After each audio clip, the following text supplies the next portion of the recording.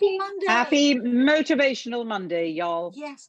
Yeah. I just have to say that I am so sad to hear about Des O'Connor. What a fantastic performer. I mean, part of all of our lives growing up. I obviously knew him very well because my dad worked with him, and I shared a flat with his daughter actually in the 70s with Billy Idol, but that's another story. Goodness. But yes, in Clanricarde Gardens in Holland Park. To be continued. That's where my brother Des was lived. a great friend of my mum and everything else. And I know, Sherry, you've worked with him quite recently, haven't Debbie, you? Yeah. my brother lived in Clanricarde Gardens, and that's where I lived for a while. What year was that? That would have been the 70s. Oh my God, Sherry, we were probably neighbours. What number did you live at? What number? Can you remember? And it was right at the very end. You know, it was like a cul-de-sac. Yeah. Right at the very, very end. I lived at number 13 with Karen O'Connor. Well, there you go. You see, yes, I did know Des O'Connor. I worked with him several times, and he was always silly, giggly. I mean, he did giggle a lot. So, but you know, he knew exactly what he was doing. The very last time I worked with him was on The Chase, and we were both absolutely useless. I mean, just more than useless. And I think we were both embarrassed. He got sent off. I did stay on till the end, but I was even more useless at the end. But he was one of the loveliest, most talented. I mean, he's like, I suppose, an American star, you know, of his time here, because he was like Bruce. He could do everything. He had a series in America as well. But my favourite thing was that his mother actually said to him, "Please don't be a comedian because people will laugh at you." He would have loved that. I love that. So, you knew him as well as a child? Yeah, actually, I knew him very, very well because he was a friend of my mum and dad, and he used to come around to our house on a Sunday because my grandmother would make bread pudding. Now, they called it bread pudding because he was an East End boy and my grandmother was as well, an East End girl. So they used to say, "Here you are, Des. It's a nice bread pudding, mate." And he used to come round specially. Oh, but he was so lovely. He was just the nicest, funniest man I've ever met. He never lost the charm. And you know, of those people of that era, you know, they've all gone now. I mean, I suppose you know, because you know, Brucey and Des and all of that, you know, the big performers, entertainers of that time, Eric and Ernie. It's you know, it's another era. But Jimmy Tarbuck's still here. He's probably the last one, but he's retired. I haven't seen him for years. No, he hasn't retired. He did a tour with Des, and he's been doing it for a while. And he said he was just about to make a phone call and call him to redo another tour next year. The tour. They've been touring for a couple of years and selling out everywhere. I don't know him. I haven't given him bread pudding. I haven't lived with his daughter, and I haven't worked with him. But I am a huge fan, and I have watched him all my life. And what amazes me is his multi-talent. It's not just singing, which he does beautifully. He presents. He's a comedian, and that whole genre is what's so moving and amazing. And like you said, it's old style. People did everything, not just one thing. Yeah. So from the Wonderbirds to Des in heaven. And all his family. Cheers. Fair forward. Cheers. Bread pudding.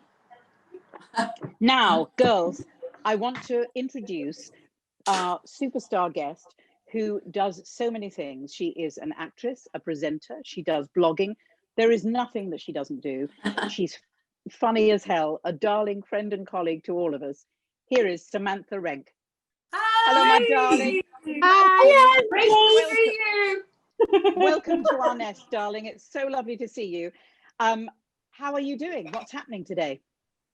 What is happening today? Do you know, there's never a dull moment, and I've just been asked to do a few little videos for the BBC about inclusion, so I'm going to be doing a lot of self-taping, which is lovely, and I should actually be writing my Metro column, but we won't talk about that because I should have probably done it on the weekend, but I was too busy being fabulous, drinking gin and tonic. No. There's always something that I need to do. I think this is what's lovely about being in the creative industry. Even though we're you know, many of us are struggling right now, you just never know what's around the corner. And I think I've been asked to get involved with a lot of different projects So it just keeps me on my toes, and I think that's been a real blessing for me, because I've actually not left the house. I can't actually remember the last time I left my house. So but you've never stopped working. That's the wonderful thing. No, exactly. Can I just ask you, darling, about your lovely cats? Yes. Describe them, darling, please. They are like ball sacks. That's what they're like. Thank you. Yeah. That's what I wanted to hear. Hang on 1 second. One of them is my little boy Bruno is what you would think of a conventional Sphinx cat. So they're the hairless cat. Ah. Yes. However, Lola, who is also a Sphinx cat, she is quite dark. They call her lavender colour. So she's kind of a dark colour with a few patches. So she doesn't look like a naked chicken. But Bruno certainly does. God bless him. You could put him in a pan and he would look like a boiled chicken. Oh. I love the fact you call them ball sacks. That's the thing that amuses me. Thank you, you know what? Yes, they're absolutely amazing. They are very intelligent. I'm actually not a cat person whatsoever. And it was actually Katie Price I worked with Katie Price, and she said to me, don't get a dog, too much responsibility. And she's right. She said, why don't you get a Sphinx cat? Because they're highly intelligent. They're lap cats. They crave attention. They need that, physical contact. And she wasn't wrong. They are magnificent little, and basically I'm not having sex anymore because I just, hang around with my cat. Samantha, what I really want to know about you is you had a teacher that told you that you wouldn't be able to be in our industry. What was the moment that you said, yes, I'm going to do it, and I'm going to break through? What did she inspire you to do it? Was her negativity the thing that forced you to do this? I'd like to say that was kind of a kick up the bottom, and I kind of, threw that label out the window and kind of negated all this negativity. But actually, it absolutely devastated me. There was a lot of things going on at home at that time, and it was a real struggle. So for me, acting was a form of escapism. And when my teacher took me to one side, and to be fair, I'm 34 now, so we're talking 18, 19 years ago. I can't do maths. Around that time, she was right. She basically said people like you won't be getting anywhere. And and that was very representative of how things were. And I just completely went, well, sod it, I just won't bother. So I didn't have, there's been many moments in my life where I've definitely, with regards to my disability, where I've definitely said, I'll prove you wrong, and it's given me that fire in my belly. But that her words actually, they did the opposite. I think for me, when I moved to London, I actually moved to London not to become an actor or not to work in TV. I actually came to London to work in the charity sector. I was a trustee for the Brittle Bone Society. I absolutely loved it. All of a sudden, I was around all these people that looked like me and had shared life experiences. And up until that point, I was like, disabled people, I don't want anything to do with them. So I was like, do you know what? I love this charity work, but I would love to get paid for it. So I moved to London with the hopes of that, and I volunteered at Action for Children. But then I was really struggling getting any form of employment. Physically, I couldn't go to many of the buildings in London. I would turn up to interviews and I actually couldn't get into the building. So I was like, can't do the interview. And then also because I used to be a school teacher, I think it was quite a challenge for people to think, well, why would you want to start at the bottom? I was 26 when I moved to London. So I went to a house party, and then we had there was literally 40 gay men, and it was me. I was the only woman, and they all worked in the industry. I've got some secrets from that night, and I'll have to take I have used them to get on TV. No, I'm joking. And that's how, I met my now business partner, Max Barber, who directed and produced Little Devil, the film that I won some awards in. Yeah. And gave me that platform. But, I think only when I started working with Max, and he didn't question the fact that I was going to be the protagonist, and he didn't question that working with someone with a disability was going to be problematic. He actually relished the fact that it was going to, make him think outside of the box. And it was only then, and it was, I suppose, when I won Best Actress at the LA Diversity Film Festival, then I was like, hang on a minute, maybe I've got something here. And then I just went with it. You know, you are, I mean, I'm sure you know, you're so inspirational to so many people. The amazing thing about you is you break down barriers and you break down attitudes, which is what's really important, as you know. I was reading the other day that you were saying, and I do hope this isn't true, that disabled women cannot get smears or mammograms. Is that true, Samantha? It's not that they necessarily can't, but accessing these facilities can be quite problematic. I'm actually working with the University of Kiel at the moment. We've just submitted a research proposal, so fingers crossed that actually gets funded, because we'll be looking at barriers women with physical disabilities facing. So I'll give you an example. You know, my GP, I wouldn't be able to physically get into my GP without taking someone with me.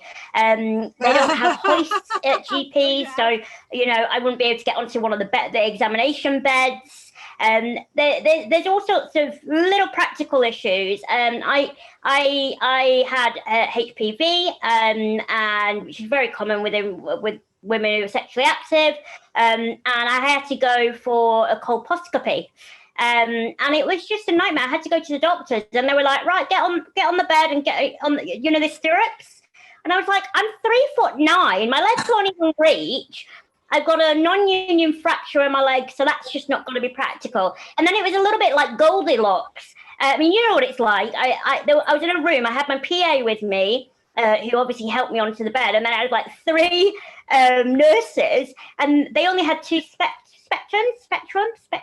Yeah, we know what you mean. I can never say it. And it was a little bit like Goldilocks. Oh, that one's too small. Oh, that one's too big. And it was just like kind of traumatic. And I even had the whole feeling of, are you sure you're sexually active? You know, as a disabled woman, we're often infantilized. You know, a lot of us are treated like children. You know, I've had grown men pat me on the head, you know, like kind of like I'm some sort of, you know, person that can't think for myself, or, you know, so I think when you're talking about sexual health and the barriers, I think that's the first step is, you know, disabled people aren't seen as sexual beings. And that is, you know, that really stops us opening a conversation about, you know, kind of a whole range of, you know, issues that involve relationships and sex. You know, if your doctor doesn't even think you're having sex, then why offer a smear test to you? Yeah, exactly. Samantha, I have to tell you, you look fantastic. Loving your hair and your look. You look gorgeous, and you are so inspirational. And you talked about you're not having sex at the moment, but, you know, obviously you're a sexually active person, very attractive person. So tell me, what's your favorite thing to have fun? Because you do so many amazing things for people, but for you, what's your favorite fun thing? Not necessarily sexual. Obviously. No, not necessarily sexual. I'm so vanilla. I wish I was a bit more excited. Before I moved to London, I had a very codependent relationship with my mother, and you know, and that wasn't just because of my disability. That was because, you know, I lost my parent. My father died when I was 9, and that really just kind of made our whole life, our whole family, it just completely destroyed us in many ways. So, you know, me and my mum had this very toxic relationship in the sense of we didn't actually do anything unless it involved one another. So as soon as I moved to London, it was like I was let free. It was like I was a 14-year-old let free for the first time, and I just went a little bit crazy. And I don't, you know, have any regrets. I used to party with all my gay friends. We used to go to Vauxhall every weekend, get up to Mischief, and, you know, kind of just really kind of like, I look back and I actually have nightmares thinking, oh my God, how did I not get arrested doing that? Or how did I, you know, like, just some really dark. Brilliant. But they were literally the most exhilarating times in my life. And I've made some of my closest friends from that period. And now I think, you know, I'm in my 30s. I'm not saying that's, you know, old or anything, but I definitely think my priorities have changed. I live independently on my own now. I have an adapted apartment. You know, I've got the cats, and my career is going, you know, from strength to strength, and that's taken, you know, 9 years of really just plodding away. And I think you know, I've always had brittle bones. That's my condition. So I fracture easily. I've had, you know, 200 fractures. There's always something going on with me. And when you're younger, I think you feel quite, you know, invincible. And I guess now I kind of don't. And I struggle now with anxiety quite a lot. You know, that whole fear of if I go out, maybe I might fracture, and then I won't be able to go and do television work, because unfortunately, you know, even though I would say that, you know, the industry is becoming a lot more aware and a lot more accepted and inclusive, it's very difficult, to be quite honest, to someone with a disability, completely, when you have chronic pain, to say, oh, actually, I can't do that now, because everyone's kind of depending on you. And I don't think, you know, people quite grasp the daily struggles someone might go through, as it, you know, like a TV show has to happen whether you're, you know, in pain or not. And I suppose for me, that's really restricted me, and it's something I am working on just to get back out there. I mean, COVID hasn't helped, has it really? But you know, before lockdown, I did become quite a reclusive individual, and I didn't want to go anywhere. And if I did go anywhere, it was for work. And I love my work, and that really gives me excitement. And I love my campaigning side of work, because I get to, you know, I get to interact with so many people from the disability community that I just absolutely adore it. And you know, I get to be a role model. So that, you know, I hate to be the sort of person that says my work is my life, but that's what gives me enjoyment, you know. And fashion. I love fashion. You know, I also love traveling. Obviously, I don't get to do that. I can't actually fly legally on my own because planes don't have accessible bathrooms. So that's one of my kind of regrets about, you know, or frustrations, is that I don't get to travel as freely as I'd like. But my best mate's Mexican, so he takes me to Mexico. Family are pretty wealthy, so it's kind of great, because they've just got like houses everywhere. So I'm like, oh darling, where's this go for? Oh yes. I know, you can all come over. It's great. You'll love Eduardo. Yeah. He looks great with his top off as well. So we'll all go to Mexico. Yes, please. Oh, that sounds great. Thank you so much, darling. We want you to come back because you're such fun and you're so funny. And you're gorgeous. I love the way you look, Samantha. I love the way you look, and I love the fact that you love fashion and everything else. We had Lee Ridley on the show a few months ago, and Lee actually said to us, you know, I mean, I play his mother in a radio series, and he is such an inspirational person, and he's very much like you. He's so modest and so fabulous but so clever, and you know, he actually said, you know, the last thing in the world that anyone would have for no voice guy would be a radio series, isn't it? Yeah, totally. I love it. We actually have the same agent, so I know Lee quite well. Yeah. Yeah. I mean, you know, Samantha, you were talking about your fashion. Yes. So what's this crop top going on today? What's all this about? This was, I was rushing around this morning like a headless chicken, and the cats were being quite annoying, wanting things. And I got out of the shower and I was like, I'm sweating my suit off. And yeah, you know what, because part of my condition is we sweat quite, sounds really sexy, we sweat more than normal, and we've got a higher body temperature because our bones think that we are fractured. So my body's constantly going, I must prepare, which basically means I get a bit sweaty. So I thought, I can't be bothered putting a bra on, and I can't be bothered sat here in something super glamorous. But this is what you get, unfortunately. Darling, I think a crop top in November takes the prize. Yes. It's a sensation. Thank you so much, darling, and we'll see you very soon. Yeah, come back and see you soon. Love you, Bye. Bye. Oh, what joy. I love that woman. She is gorgeous. Doesn't she look fantastic? Hair envy going on there with me. Hair envy. Yeah, and the next time you feel sorry for yourself, girls, or you're a bit moaning and groaning, shut up. Yeah. Absolutely right. Yeah, really exactly. Well, we're very lucky. We're very privileged. We realise that. What a great guest. But anyway, let's go to, where are we now? What day is it? What month is it? Monday, darling. Monday. Oh, is it Wednesday soon? Oh, it's what? Oh, Sherry, who's coming on Wednesday? Your friend. Oh, well, my bestest friend, Jake Canuso, who played Matteo in Benidorm, who is the love of many people's lives, I can tell you now. So he's here on Wednesday. Oh, and Andrew Barton is coming on.